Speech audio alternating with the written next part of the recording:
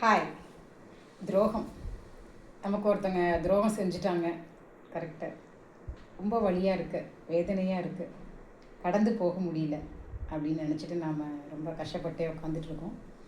நமக்கு ஒருத்தர் மட்டும் துரோகத்தை கொடுத்தா பரவாயில்ல, நம்ம சந்திக்கிறவங்க பார்க்குறவங்க எல்லாருமே நமக்கு அந்த துரோகங்களை நிறைய கொடுத்து கொடுத்து நமக்கு பழகிடுச்சு, நமக்கு அனுபவமும் கிடைச்சிருச்சு. ஆனால் பாருங்கள், நமக்கு இந்த துரோகத்தை கொடுத்தாங்க இல்லையா, அவங்க இந்த துரோகத்தை ஃபேஸ் பண்ணிக்க மாட்டாங்க.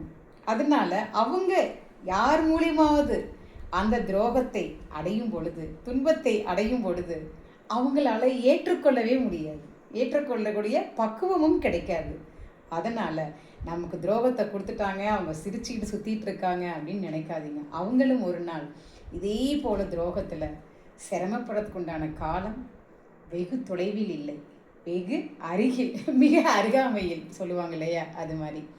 ஸோ துரோகம் கடந்து செல்வோம். அதை நினைத்து நினைத்து மனம் உருகாமல், சங்கடத்துடன் உட்காராமல் அடுத்த வேலைகளை செய்து நம்மளுடைய வாழ்க்கையை தொடருவோம். நமக்கு துரோகம் கொடுத்தவங்க என்னைக்காவது ஒரு நாள் கண்டிப்பாக யார் மூலியமாவது யார்கிட்டையாவது அதே துரோகத்தையும் அதே சோகத்தையும் அனுபவிப்பாங்க இல்லையா? என்ன நான் சொல்கிறது சரிதானே?